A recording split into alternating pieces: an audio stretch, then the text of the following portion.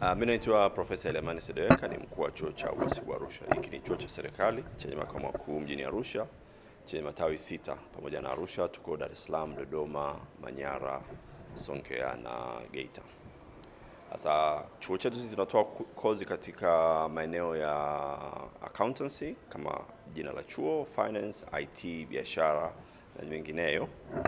Na tunatoa katika ngazi ya cheti, diploma, degree na masters. Sasa katika kozi zetu za masters, moja kati ya vigezo vya muhimu sana ili mwanafunzi aweze kuhitimu ni pamoja na kufanya tafiti baada ya mafunzo na ile tafiti yake kuweza kuipublish, kwa maana ya kuisambaza rasmi. Na process ya kupublish inaendana ikiwa ni pamoja na baada ya kufanya dissertation, ile dissertation kuifanya iwe paper, academic paper, chapisho la kitaaluma, na kuweza kuliwasilisha mbele za watu, mbele ya umati. Hii tunaita demokrasia ya kitaaluma, na wale watu waweze kumpa maoni yao, kama kumkosoa, kumsifia, ili baadaye aweze kuiboresha na kuwa chapisho rasmi.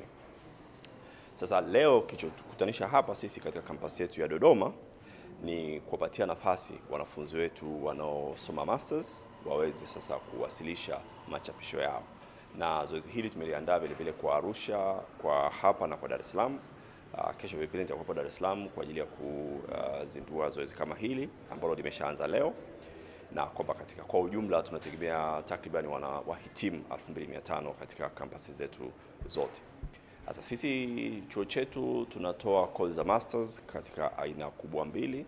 Moja ni ile ya kawaida ya darasani ambapo mwanafunzi anaingia darasani, lakini aina ya pili ni kwa masafa ambapo mwanafunzi popote alipo duniani ana uwezo wa kuingia darasani. Na hii anaingia kwa njia mbili. Anaweza kaingia live, kwa maana kwamba mwalimu yuko darasani na yeye kwenye laptop yake au kompyuta anahudhuria darasa, au kama hatakuwa na nafasi, basi baadaye muda wa jioni atakuta ile lecture imerekodiwa iko online. Kwa hiyo inawezesha kuwa na wanafunzi maeneo mbalimbali. Sasa hivi tuna wanafunzi Tokyo, tuna wanafunzi New York, tuna wanafunzi Namibia.